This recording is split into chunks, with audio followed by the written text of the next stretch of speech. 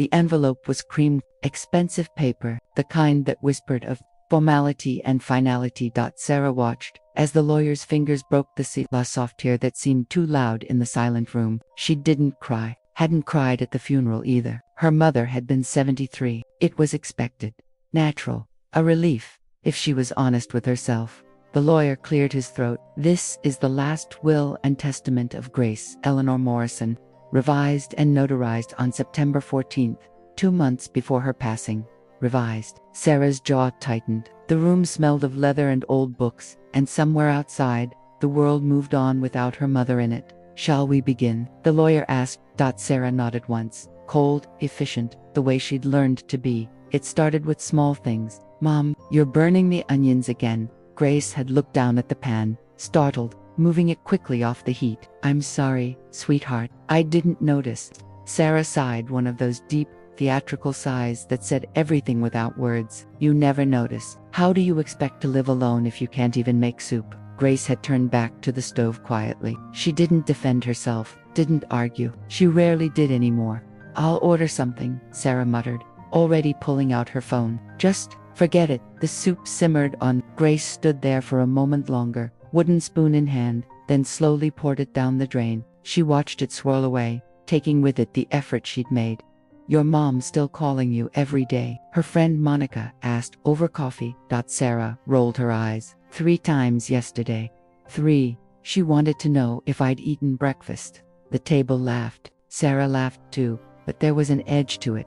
She's just so needy, Sarah continued. I mean, I love her, but God, she doesn't understand that some of us have careers, responsibilities. I can't just drop everything because she's lonely. Grace had heard that conversation. Not in person. Sarah didn't know she'd pocket-dialed her. Grace had listened for almost a minute before quietly hanging up.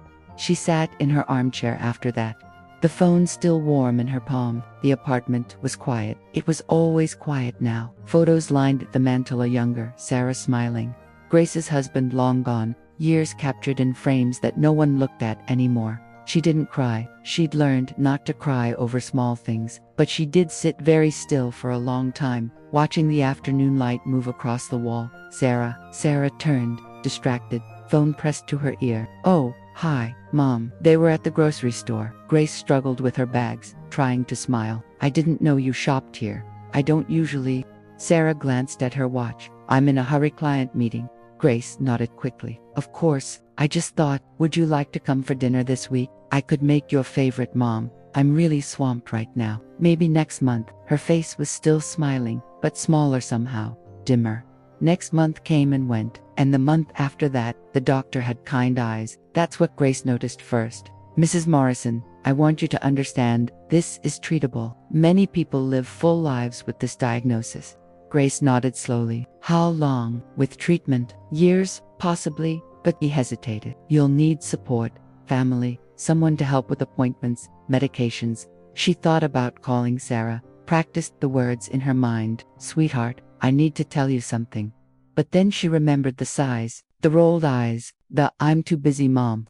She didn't want to be a burden, not more than she already was. I'll manage, she whispered to herself. And she tried to. She left the office alone, waited for the bus in the rain, and told no one.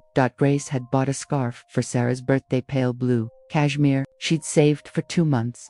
Thanks, Mom, Sarah said at the elegant restaurant, barely glancing at it before passing it to the pile of gifts. That's sweet. Someone made a joke. Sarah laughed, that bright, effortless laugh she gave to everyone but her mother. Grace sat at the end of the table, smiling too, but she was on the outside looking in, always on the outside now. Later, as people mingled, Grace overheard Sarah talking to her boyfriend. I know I should see her more, Sarah was saying, but honestly, she just makes me feel guilty. Everything's a guilt trip with her. That's Mom's, he replied, shrugging. Grace quietly put on her coat and left before dessert. No one noticed. She walked home alone through the city lights reflected in puddles, carrying the weight of being unseen. Grace started writing after that night. Not angry letters, not accusations, just thoughts. Sometimes I wonder if she sees me at all, she wrote, or if she only sees the ways I fall short. Her handwriting was shaky but elegant. A lifetime in those letters. She wrote about the day Sarah was born, the first time she said mama, teaching her to ride a bike, running behind with her heart in her throat, terrified and proud all at once.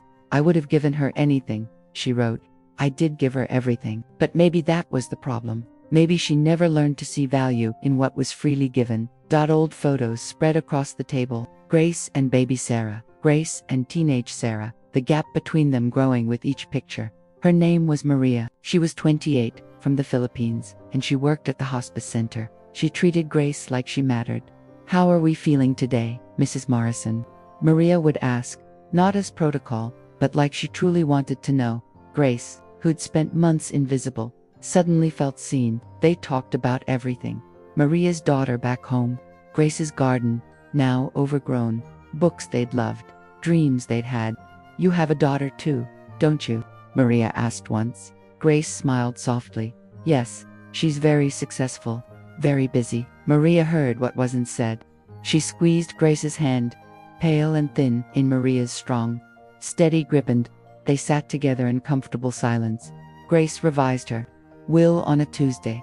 The lawyer had come to Hershey, was too weak to go to him by then. He'd been professional, careful, making sure she understood. You're certain about this, Mrs. Morrison? Grace looked at the letter she'd written, read it one more time. She could see fragments of her own words. My darling Sarah, I loved you. I hope you understand. Yes, she said quietly. I'm certain. Sarah had organized the funeral efficiently. Simple service, modest flowers, gray sky overhead. She'd cried briefly, whether from grief or relief. She wasn't quite sure.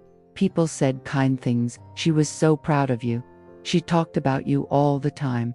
Sarah nodded, thanked them, felt nothing. She'd been too busy to visit those last months. Grace had been in hospice. Sarah knew that Bata was the promotion.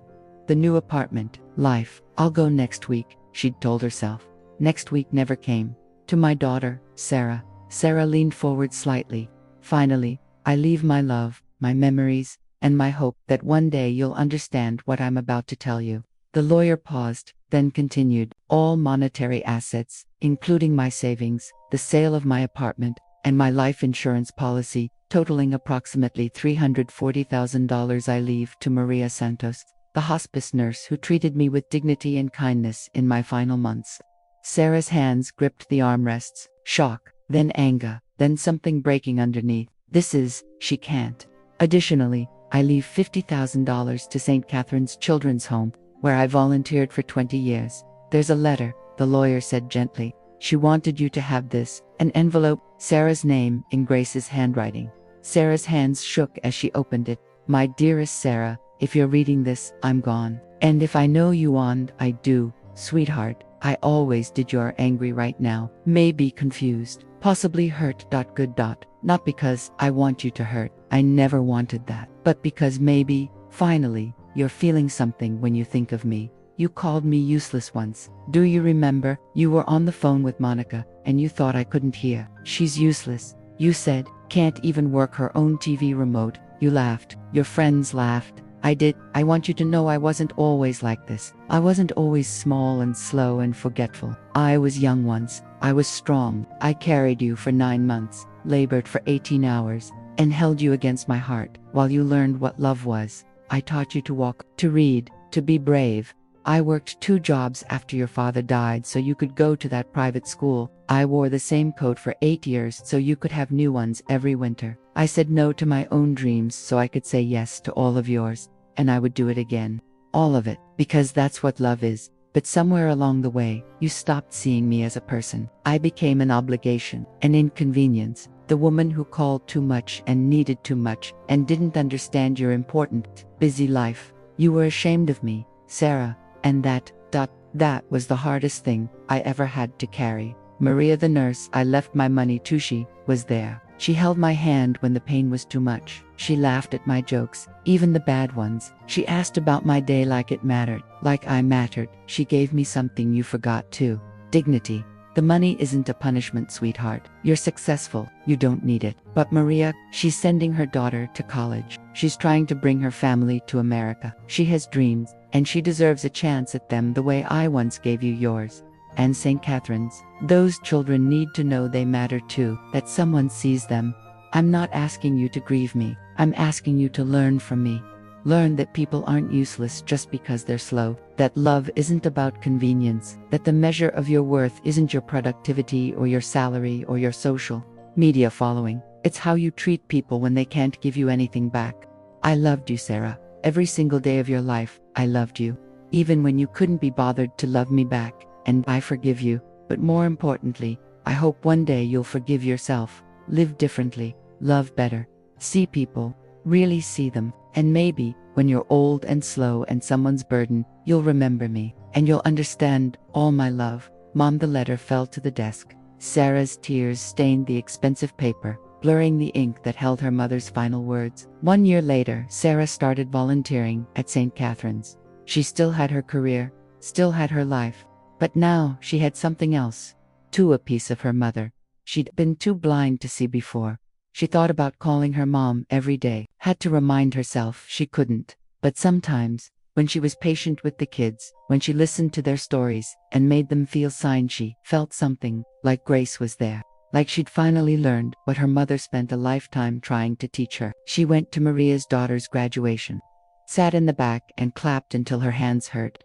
Maria saw her afterward, and they embraced, two women connected by someone who'd taught them both about grace. "I'm sorry, Mom," she whispered. "I'm so sorry." The wind moved through the trees. Somewhere, a bird sang, and Sarah could almost hear it, that soft voice she'd spent years not listening to. "I know, sweetheart, I know." The gravestone was simple: Grace's name, dates, and underneath, "Beloved mother, friend, and light."